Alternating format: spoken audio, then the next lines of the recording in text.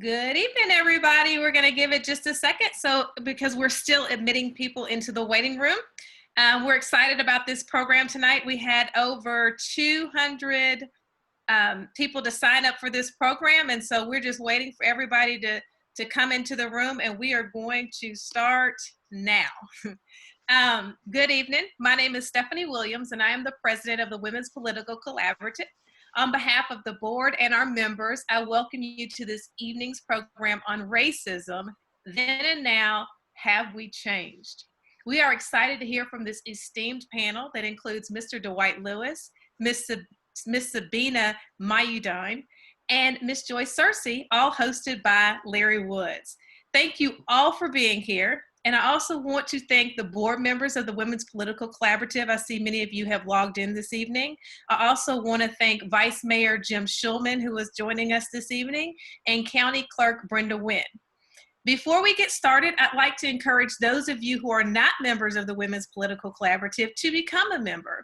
We're built on the strength of our membership, and our membership allows us to continue to bring you informative programs and events such as the one that we're going to bring to you tonight.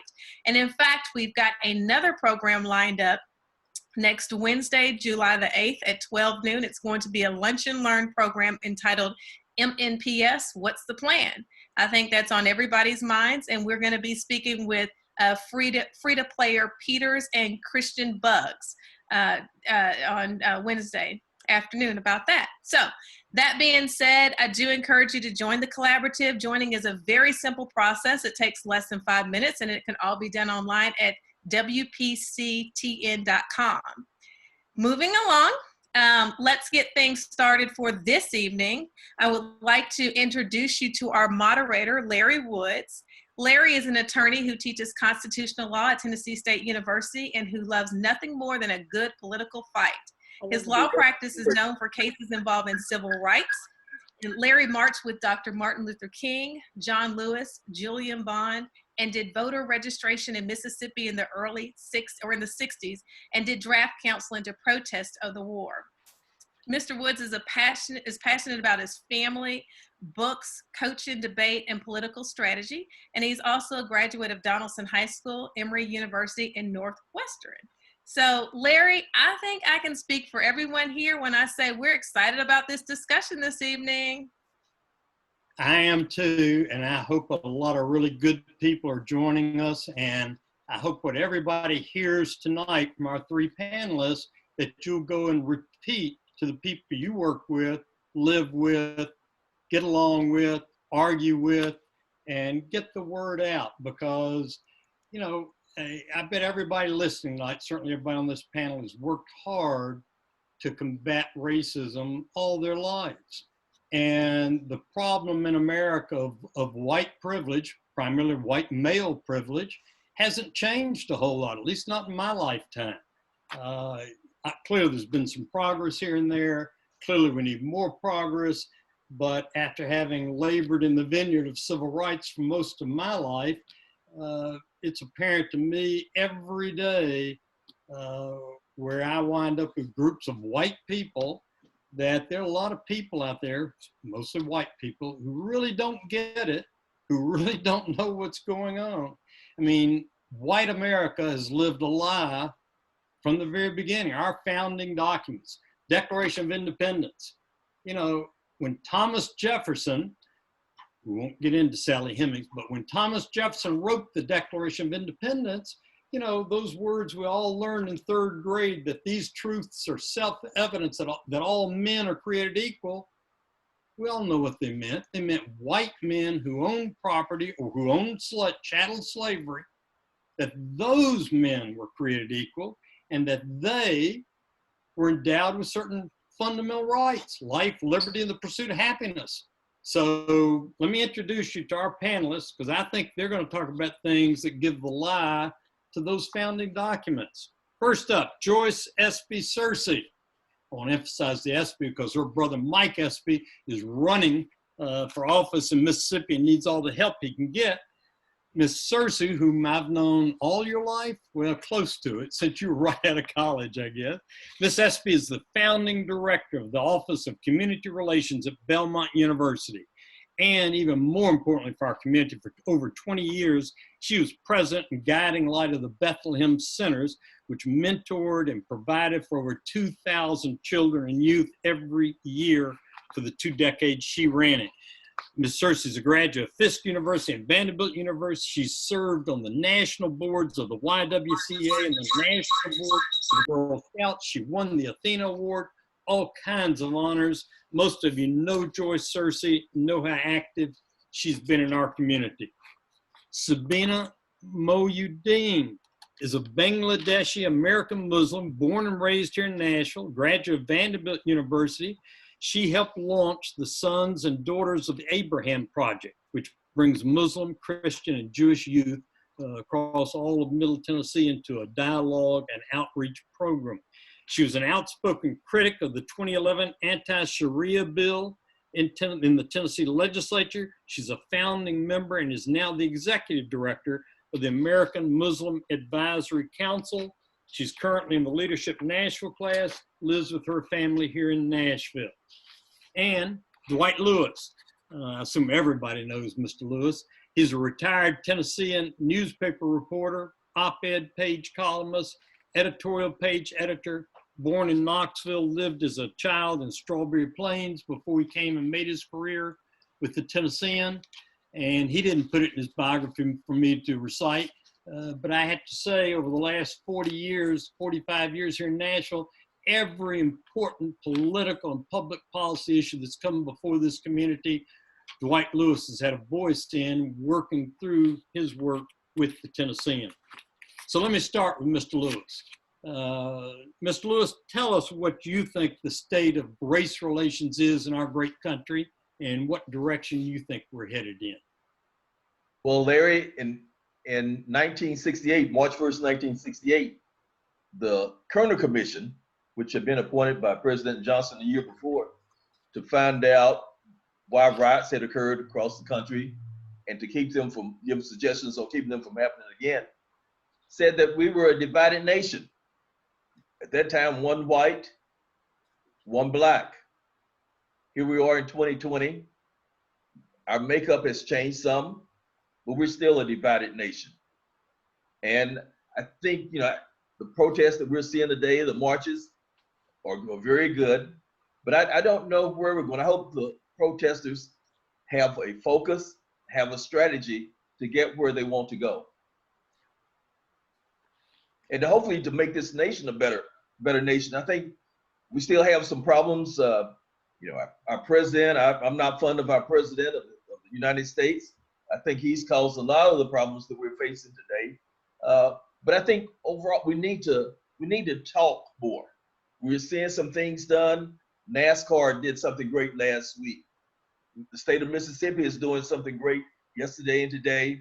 But we need more communication between people of different races, backgrounds.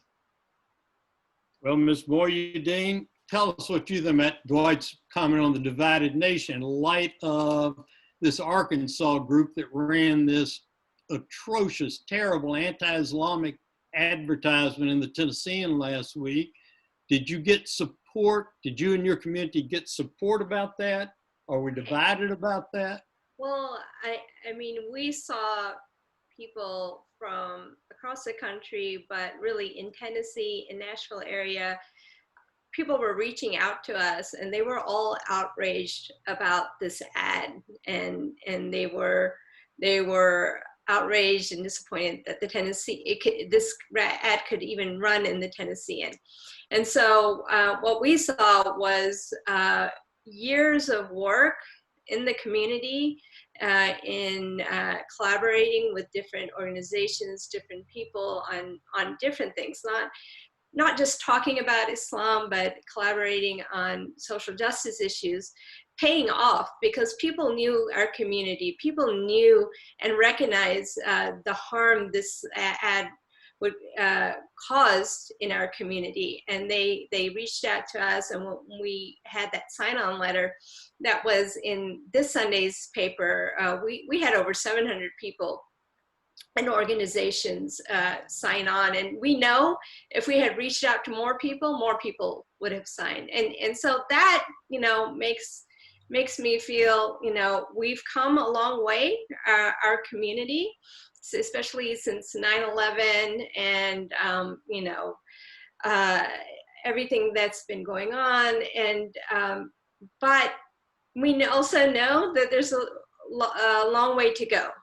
There's a long way to go, because it's not just being outraged about an ad. It's having discussions about Islamophobia within your families, and understanding how it permeates our society. And Ms. Cersei, I know that when Dwight Lewis talks about we need more better communications, I know that that's been a lot of the work Ms. Moyuddin's done with her organizations. I know that's a major focus of the organization you started, or agency you started at Belmont University. Tell us what your experiences have been. Well, I think that, and I agree with Dwight, that I guess how I could say that I feel right now is I'm cautiously optimistic. I'm very glad that there are the demonstrations and the protests. There's a difference between demonstration and protesting, because protests are about policy. And I am gratified that there are so many white people, especially young white people, out there involved in the protests. But just as Dwight said, it has to lead somewhere. And unless we change policy, nothing happens. Because we're talking about dismantling systemic racism in all kind of areas, educational, correctional, I could go on and on. But all of this has to lead somewhere.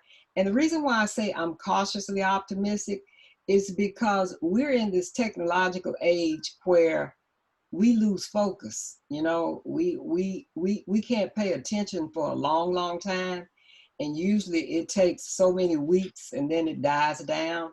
So we have to be sure, in all areas, across all lines, stay united and be sure that this does not die down.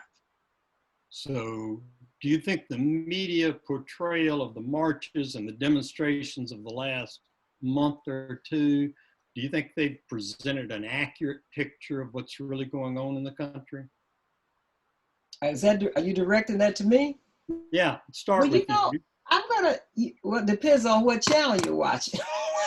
Well, I don't watch that channel. I know. That has been interesting to me as well, because I always wonder, had it not been for that 16-year-old young woman who took the video, her head was on straight. She was doing the right thing. And it could not be ignored.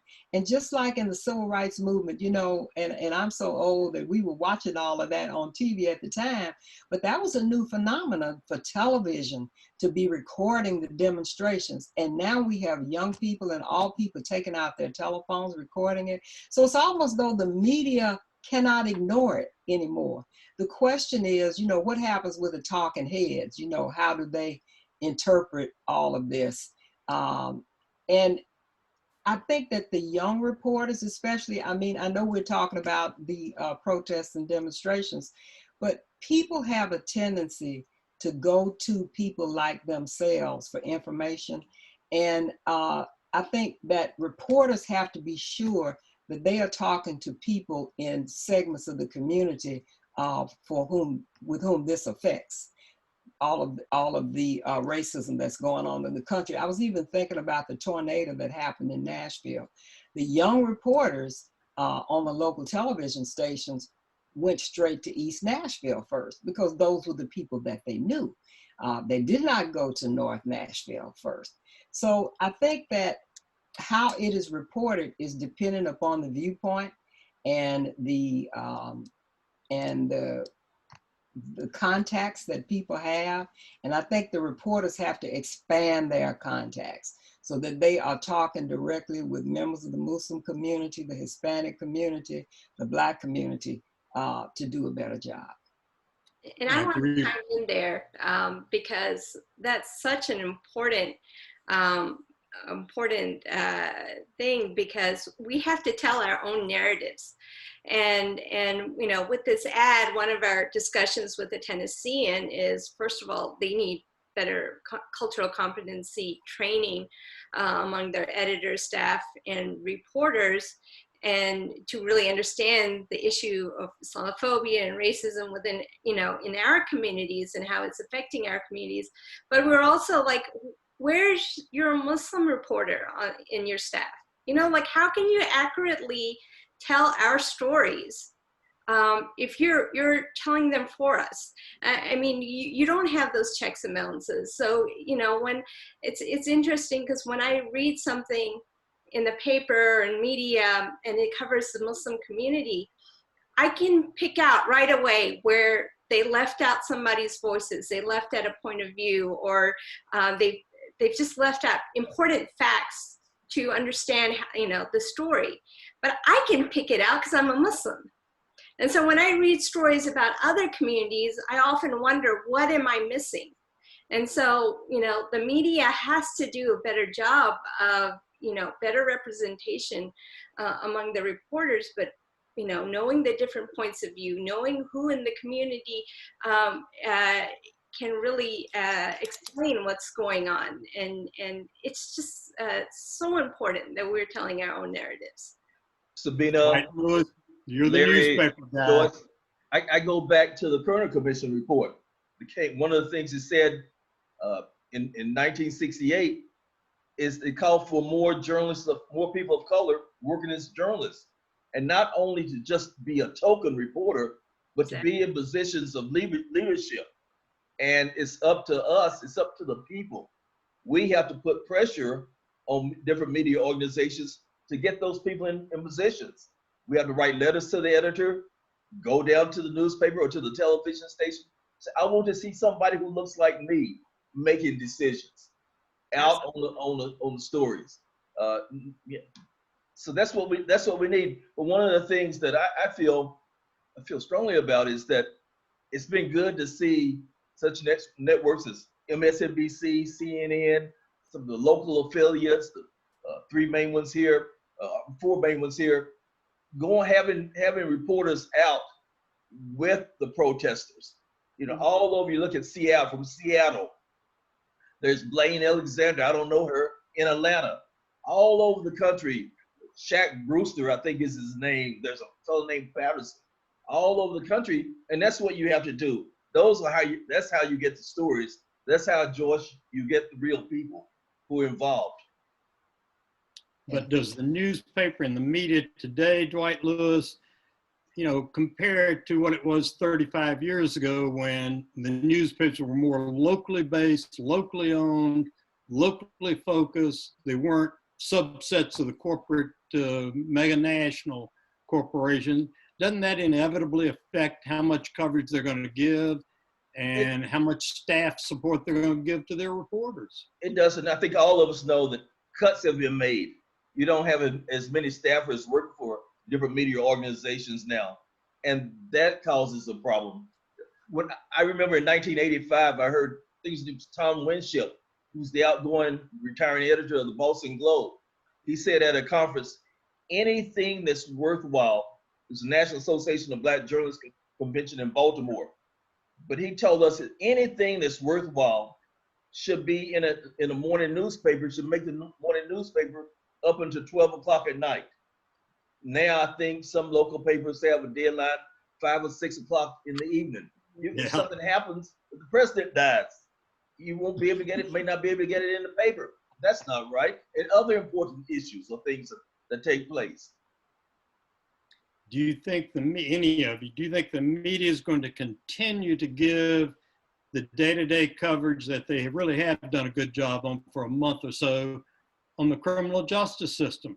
I mean, we're having government killings of Black men once a week. Yeah, about once a week. Look at the media going to stick with this. The media organizations should look at what's happening in Colorado now.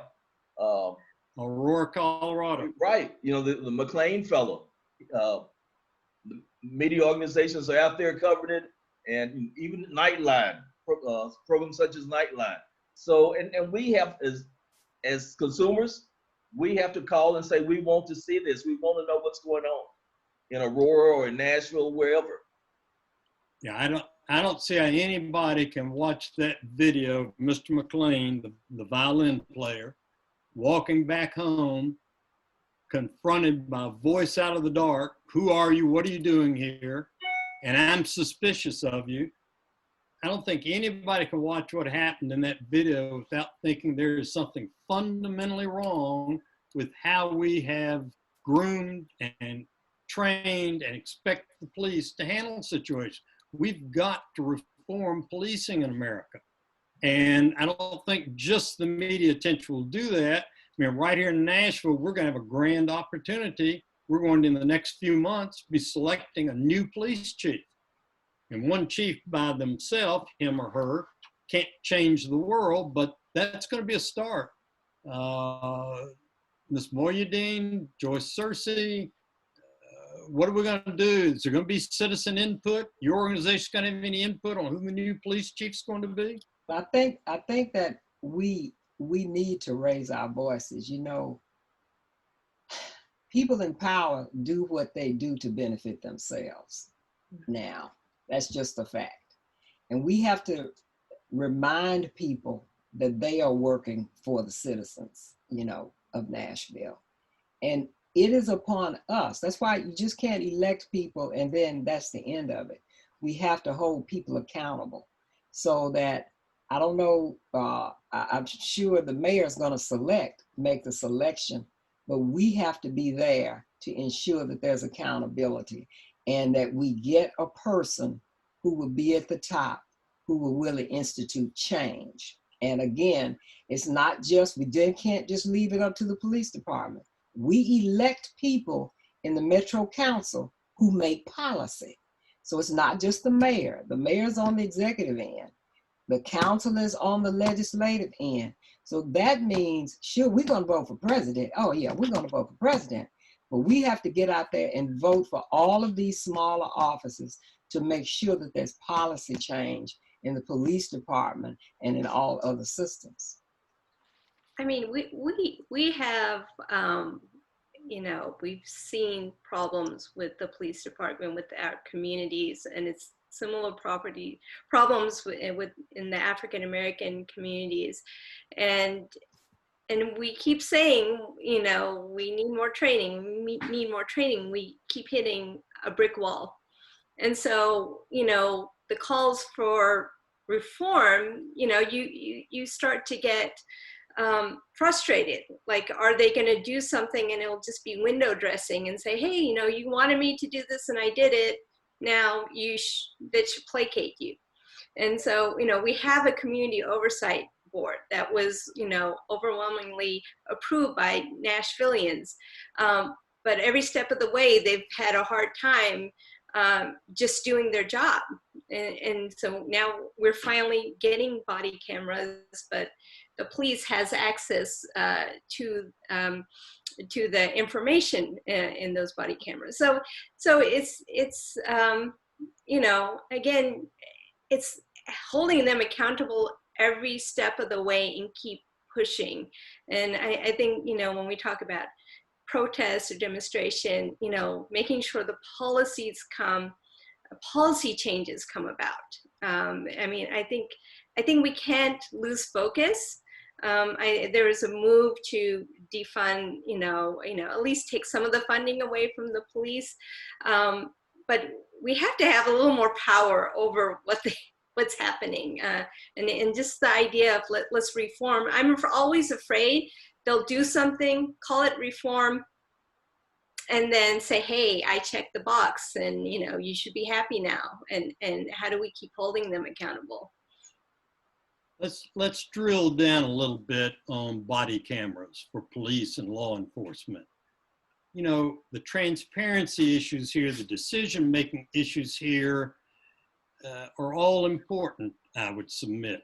I think the reason we've seen so much media publicity about the racist problems of the last month or two is because there's so many videos of what happened. You know, starting with Rodney King, and starting with Apple and whoever created the smartphone that everybody's got a camera, we now have insight into what really happens. Larry, let And me we're gonna back have up a body little bit. cams. Are we all going to get to see those videos? Well, let's hope so. But let me back up a little bit. And you mentioned Rodney King in Los Angeles. I want to back up to Emmett Till. And Yes. those of you who are with us tonight probably heard of Emmett Till's name. He was a 14-year-old boy, youngster who lived in Chicago, Illinois. And his mother put him on a bus in the summer of 1955, sent him to visit some relatives down in near Money, Mississippi. And he and a relative went to a store, and young Emmett spoke to a white lady, and her husband took him out, killed him, gouged an eye out, mashed his head, tied a 75-pound gin to his body, and threw him in the Tallahatchie River. His body was discovered 3 days later. But in I was looking at this a little earlier today. It was a column I wrote.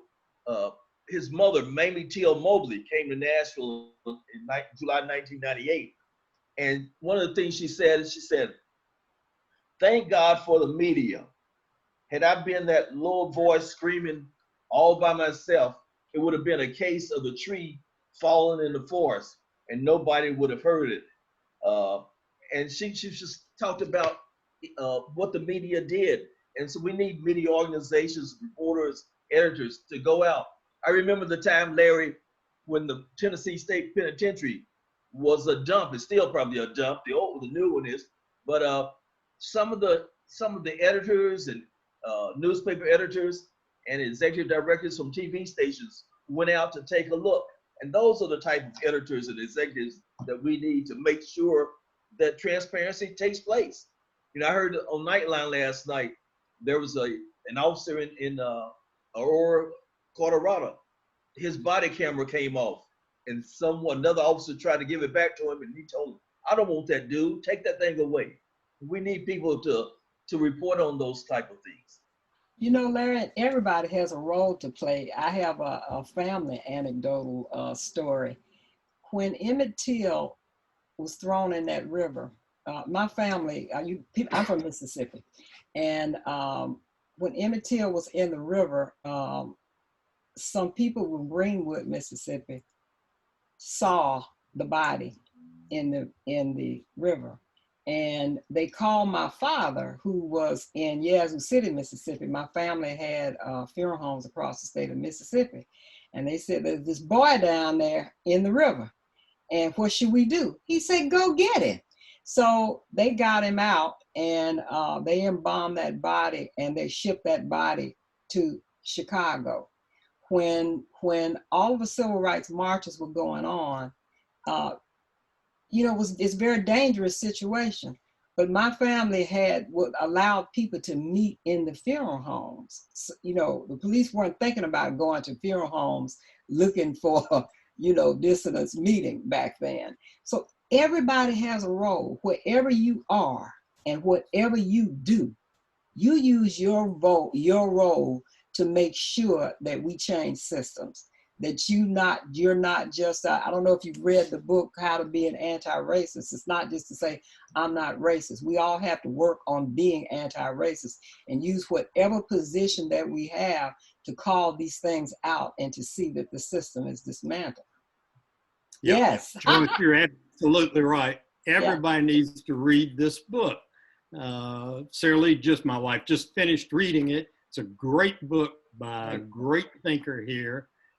Who's also done a couple of other good books on this same subject. It's not enough for the white community. I try to focus on that. Those are somebody I can reach out to and maybe have a little influence with. It's not enough for the white community to have good thoughts and supportive thoughts and, gee, people shouldn't be like some of those police officers and some of those officials. White people have got to do more. They've got to open up and call that council member, call that mayor, call that governor, call that police chief and say, look, we're not going to put up with this.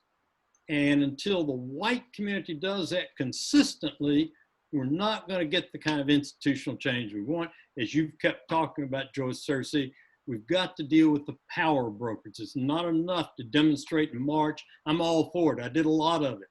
We've got to do more than that, though. We've got to change the thinking of the power brokers, and the kind of work you do that Mr. And Larry, Levine to does. We're working on emphasize that. what you're saying is so very important for white people to talk to white people. They already know what I'm going to say. They already know what Sabina and Dwight are going to say. But it's very important that white people talk to white people, because those are the people that you know, and those are the people who trust you. So, when I- people I say, what can lived I that do? one. What can I do? It's talk to your own people. When I Larry and when I did Joyce, voter registration in Mississippi, I knew I could get a pass. I was white. Nobody was going to come lynch me in the middle of the night. I could go back home to Chicago at that time where I was in school and get away from the terror of nighttime and daytime in Mississippi and Emmett Till. Emmett Till's mother was a true hero and a smart lady. She said at that funeral in Chicago, no, when the TV cameras came in, we're not having a closed casket Yeah. service. You open that casket up. I want the world to see what they did to my child. She was smart. I don't think as a parent I could do that, have the bravery she had. She was so smart to feed the media what they needed there to help energize everybody from Rosa Parks to Martin Luther King to everybody else we know from that period. And we've got to do that here in Nashville, more of it. Larry and Joyce, Sabina, I just happen to have a copy of that book also. There you go. But There let you me, go. We have it too. let We me need- just raise this We one. need to make sure the Nashville Library's got 30 more copies of that book. Everybody needs to be reading it. And his other book, Stamped from the Beginning, is just as good, maybe better than the Hey, anti-racist Larry, book. that's And where that's why, that's Dwight where- Lewis, you've got to finish your book. the library needs funding. So you can't buy books unless you have funding. Well, that gets us back to let the me- local issues. Let We me can ask, do let me ask a something. question. We can do something here locally. We've got people that could be police chief, like Joey Bishop, who was a former deputy chief, left to become chief of police of Columbia, now retired. Louise Kelton, who was a deputy chief of police here, who did so well she became our United States Marshal. And of course, Wow. Trump booted her out of office when he came in. I mean, we've got some great African Americans with the requisite experience and knowledge that they could be our new police chief. And every one of us needs to be talking to our council member and to Mayor Cooper and to whoever the decision makers are going to be about the police chief. I don't know if Ms. Kelton or Mr. Bishop have any interest whatsoever. I hadn't talked to them about it. I'm just saying there are a lot of great local people who could be that new chief of police. I don't want to spend $50,000 on a national search. We've got a criminal justice department at Tennessee State University. We've got a criminal justice department at Mitsu, at Cumberland College up the road. We've got tons of competent, qualified people to take that job right here in Nashville. And we need to demand someone that that understands modern times and has local knowledge. We need to demand that they get that job. You all were talking to white people about racism. We have to talk to everybody about racism. I was thinking earlier today, back in the 80s, I went down to up above Decatur, Alabama. My family, right before Memorial Day, my father used to go back to his hometown, and they would clean off the grave sites. And then we'd have dinner. The late John Edgerton, who was a fantastic writer here, lived here in Nashville, was working on a food book, a book about food. And I asked John, I said, John, why don't you come and go down to Alabama with me? And we went down and we got there and I bumped into a relative. And she saw me with John and she said, there's Dwight. And he has this white man with him. I don't know why he has this white man. And then I just said, I wonder how John feels. I know how I probably would have felt. But we have to talk to everybody about racism, and we have to teach our young people about history, all types of history. The night of the first demonstration protest march here, I guess you've heard that there was a plaque torn off the Metro Courthouse, plaque of the civil rights of the city and some people in the city movement.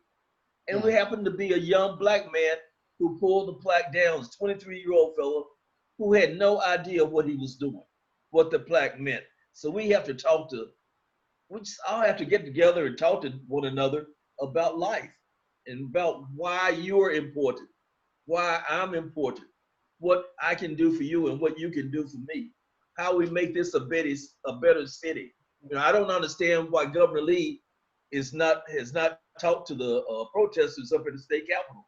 You know, talk to them. And one of the things I want the protesters to talk to him about is the death penalty. That's one of the things that I'd like to see, Joyce, is let's get rid of the death penalty in Tennessee. I don't understand why he won't talk.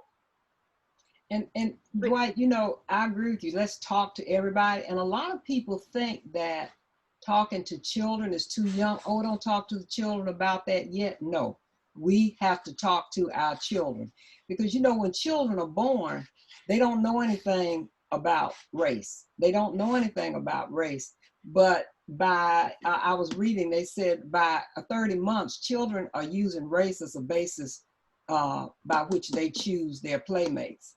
And by 5 years of age, a study was done to show that white children prefer to play with white children, but Black children play with anybody. And by kindergarten, children are espousing what their parents do. So we have to be proactive in raising anti-racist children, and very early on, because if they don't get it at your dinner table, they're gonna get it from somewhere else. And they're also going to feel that it's not safe to talk about race at home. You know, the house ought to be the place where parents talk to children and teach them how to be anti-racist very early on. So I think going back to the history, right? You know, our children go to school, they should be learning history, but, you know, having gone through high school in the 80s, you don't learn anything about the civil rights. You know, you didn't learn. So we don't know the history the way we need to know it. And so, you know, and again, and that's part of the, you know, racist structure, right? You know, it's what histories are being told and what are being left out. And so teaching our children, but learning it for ourselves, and especially for me, you know, being not being African American, I mean, these are experiences that are best told in the first person. And I see, like, when I go as a Muslim woman and go speak to classes about my experiences, and, you know, growing up in Nashville as a Muslim woman, it resonates more with people. They understand it more. And so, you know, that being around people different from you and building those friendships and learning, and you have to really humble yourself and say, I really don't understand your experience. I can't say, well, I get what it is. I don't, I can't. And I have to be humble enough and to listen. It also, that can also be exhausting. If this expectation is for the ones who are marginalized, we have to tell our stories. We have to humanize ourselves all the time. You know, you have to relive your trauma to make other people understand it. That's too much. I mean, like, you know, having books to read, movies to watch, documentaries to watch. I mean, you know, how do we change? You know, we have to work on the school system and the educational system to change this conversation. And Black history cannot be a 1 month squashed in a few lessons on Black history. It has to be an integral part of history that's being told. Now, we spend years and years learning about colonialism, you know, the colonies in early American history, and we barely zip through the civil rights. I mean, that's been my experience. We barely zip through, you know, all of history. Mm-hmm. From the time when we had slavery until the time of after slavery, and we were supposed to be free, but people had to maintain power somehow, and so they instituted the slave patrols. you know. Right. And after people were freed, people were captured and put back into slavery.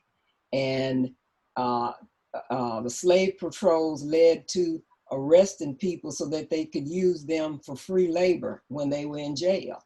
And, you know, we just started generations of then Black men who were put in jail, you know, who did not have jobs, who were put in jail. Buying houses. Everybody wants to know, well, why do Black people don't have as much income? Well, from slavery until now, we have been unable to pass down wealth to our children and our grandchildren because the land was taken from us. Even if you had that 40 acres and a mule, the land was taken, you know, from us. And even when we bought a home, there was redlining so that we could not buy a home in neighborhoods, you know, with white people. The value of white homes were higher than the value of Black homes. Even when people went to war for the United States and they were to get a home through the GI Bill, there were GI homes built for Black people up off Buchanan. For white people, they were built over in the Bransford Avenue area. They were bigger homes for white people and they had a park. The smaller homes over off Buchanan did not have a park. So the value of those homes was already inequitable.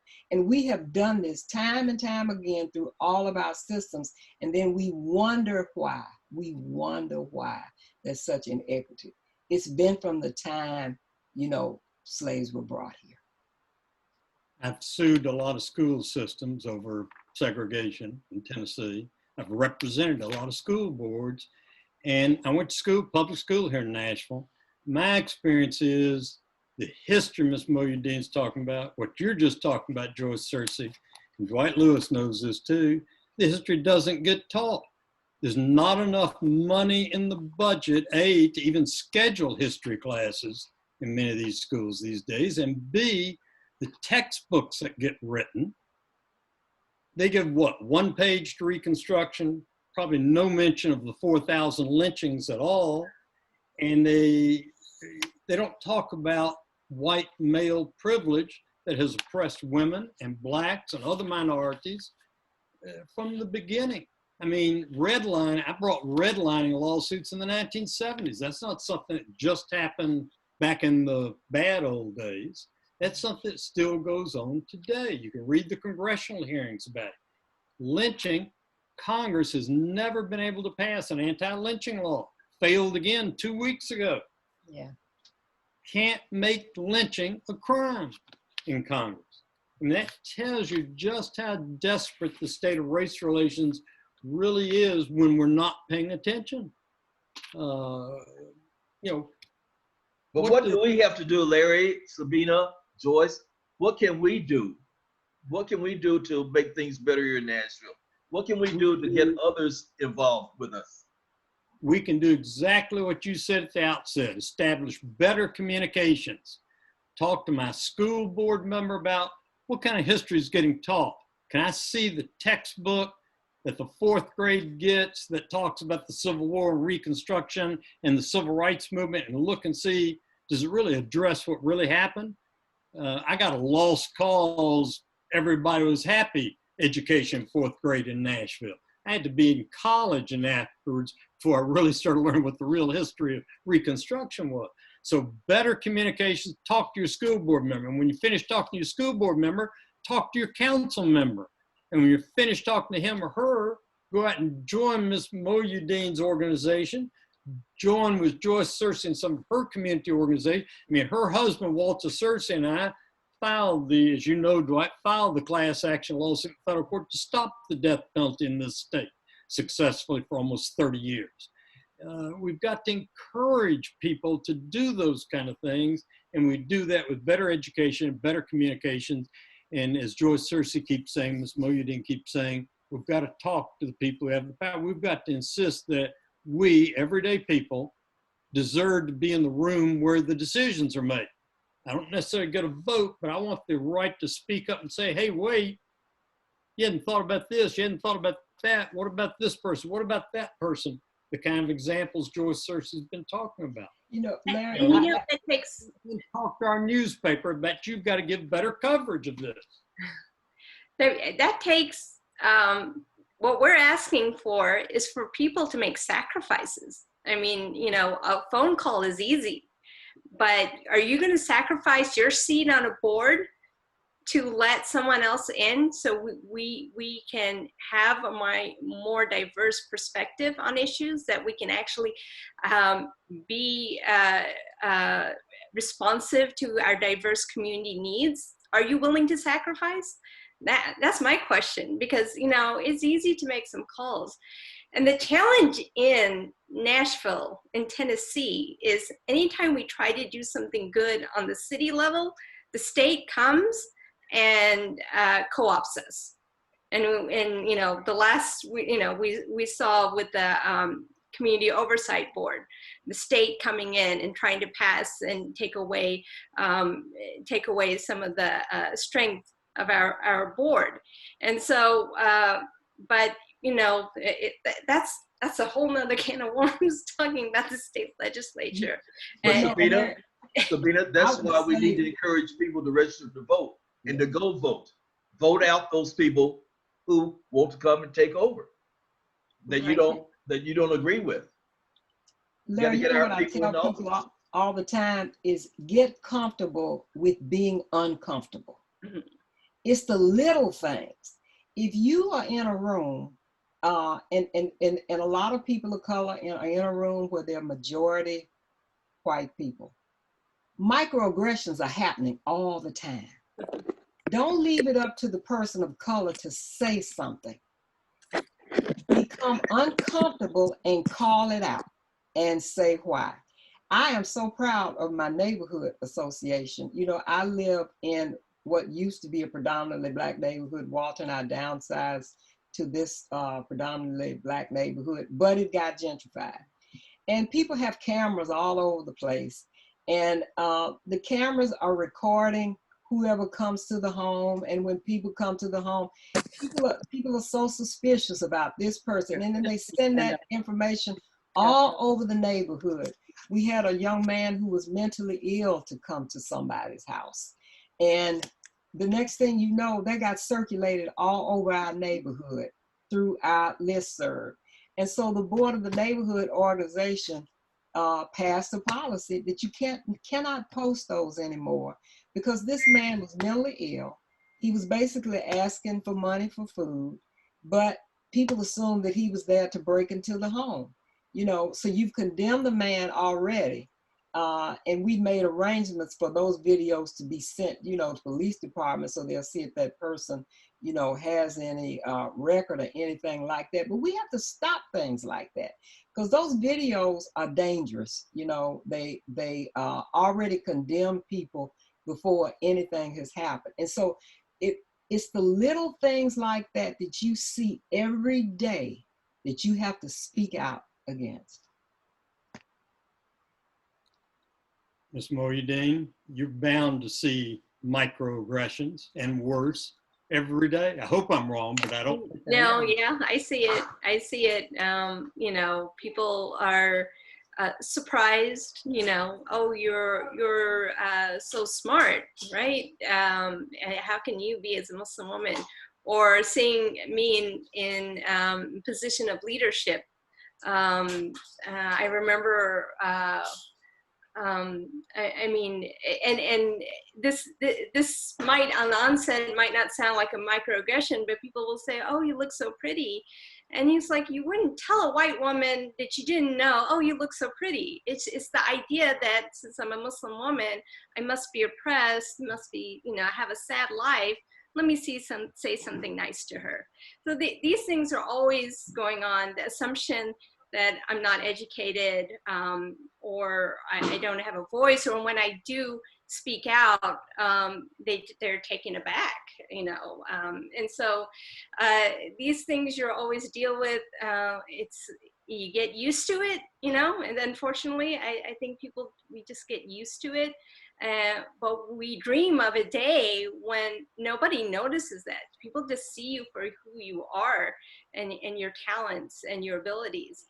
But, you know, again, it's, you know, you have to be in the right spaces. I think being tokenized, I mean, I think that's one of, you know, the scary parts as we move forward and people are like, okay, yeah, we need a Muslim on this board. We want to diversify, and you're not quite sure why have you been put here. You know, are you allowed to speak your voice? Are you allowed to speak freely? And, you know, I went once to the National Association of Independent School People of Color Conference, and almost all attendees were people of color. And it was the first time I went to a conference where people were speaking honestly about all issues. And so when we're in other spaces, we're always holding back. We cannot speak 100% honestly. So I'd like to see that change, where people really understand my issues and where I'm coming from. So when I speak honestly, I don't have to worry about somebody being offended, because that's always, somebody's going to be offended because I said something. And then where's my position? Is this a comfortable space for me? Is this a safe space for me? So when we talk about diversity, you have to talk about inclusion and equity. You can't just be tokenized, because you know, I've seen people say, yeah, we want diversity. We got this woman on the board. I say, yeah, but you don't know how, you haven't built the culture to respect that woman. So, you know, your diversity doesn't mean anything. Joyce Cersei, what about it? Well, when she was talking, I was thinking about people who were in positions, even in the social service agencies in Nashville. I know I had a young woman who has a PhD called me, and she said, Joyce, I applied for this position at X agency. I know I'm not going to get it. And I say, why do you say that? She said, because the people who run social service agencies in Nashville are all white women. They don't have, you know, people of color. So we have to begin to put people in positions of power to make changes, who have lived the lives of the people that they're serving in all of these different kind of positions. And way down the line, I mean, we have qualified people. We have to have, I can remember when I had a secure job, but somebody asked me to apply for the CEO of a position, and it was a predominantly white position. I'm pretty sure I was used, you know, because they needed a person of color to apply, so they can say, we did check that box off. And a friend of mine who was on the selection committee said, you know what they said about you after your interview? And I said, what? You think she could talk to the people in Belmead? I mean, that's the kind of microaggression that we're talking about. Simple things like that. I mean, it's just amazing what happens. And I think these boards need training, not just police, we're talking about that, but all of these corporate boards, nonprofit boards, everybody needs to change. This is a time when we need to begin to question everything, because it's proliferation all over our society. You know, Larry, Sabina, Joyce, tonight shouldn't be the only night that we talk about race and racism in Nashville, you know, or in Tennessee or wherever. We need to get people who don't look like us, invite other people, 1 or 2 or 3 others, to sit down and have lunch or have breakfast or have dinner. Larry, you know, and Joyce's husband used to be a member of the Wednesday night club. Guys would get together and they talk about different issues. People who everybody didn't look like one another. We need we need some groups like that. People to invite one another to dinner or to lunch. And everybody, Judge Birch and Bill Barnes, all of them talked and ate. They broke bread together. Right.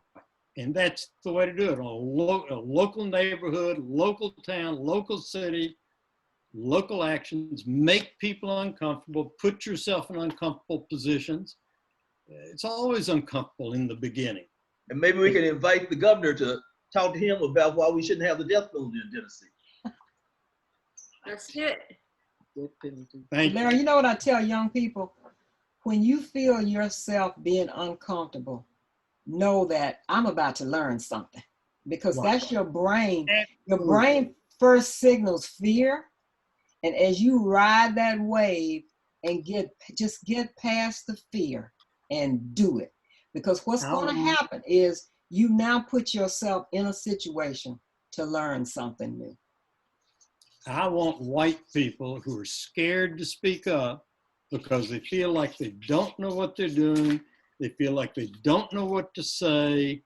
I want to say to them that people like Joyce Searcy and Dwight Lewis, I pick on those two panelists because I've known them for decades. You know, if you're saying something, doing something, and I think Ms. Moyadeen was talking about these examples, if you're doing it out of a spirit of wanting to do good things and you screw it up, if you'll just stop and think about it and recognize, gee, I didn't say that right. Gee, I shouldn't have said that. Gee, I should have done that differently. If you'll acknowledge the error, if you'll, say, gee, I'm sorry, most people are going to give you a second chance. Most people are going to say, well, let's go have another cup of coffee like Dwight's talking about and talk about this some more.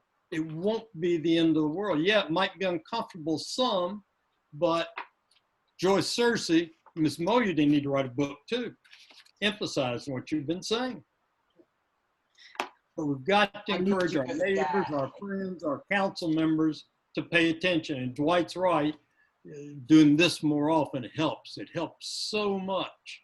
I always tell people that, because sometimes people will come up to me and say, I have a stupid question, I'm not sure. I'm like, ask me anything. I'd rather be the one answering than you going to the media or on the internet and getting the wrong answer. So ask me anything, because that's an opportunity for us to have a conversation.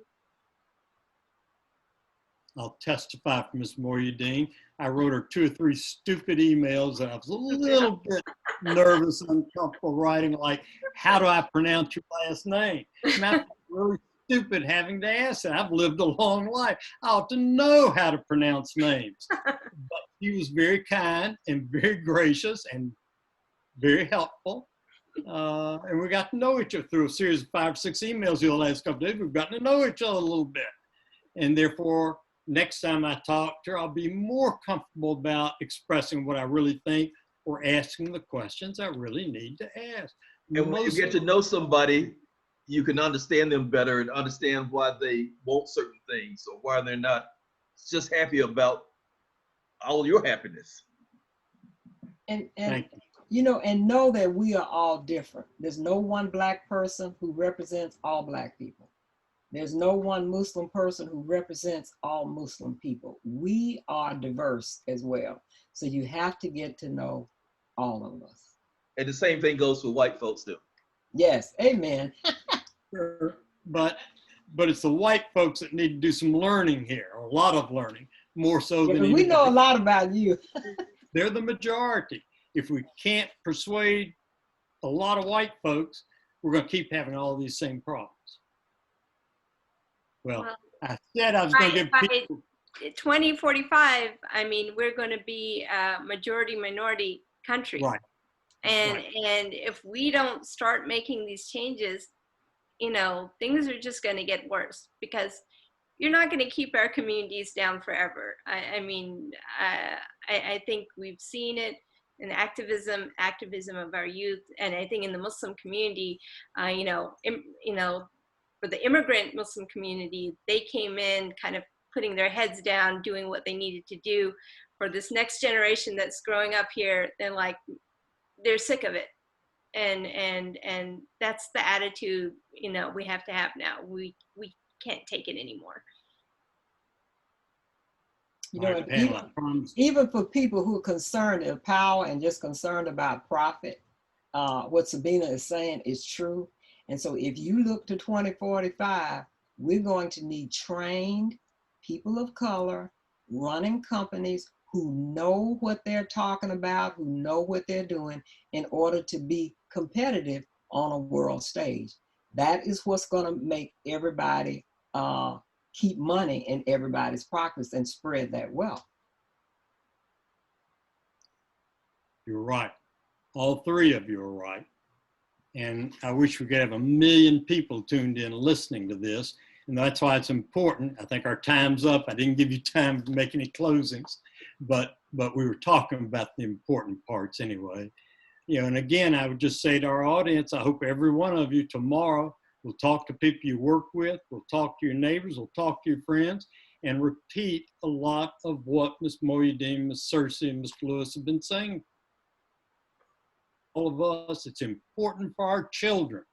It's important for our future.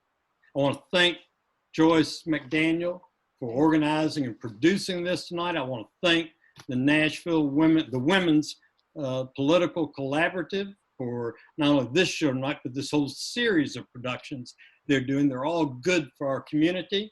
I think in 6 months, Joyce McDaniel, we need to do this again and see if we can really say in 6 months, yeah, things have gotten a little bit better here and there or worse here and there. We need to keep the communications open. Thank you very much. Thank you, all. Larry. You.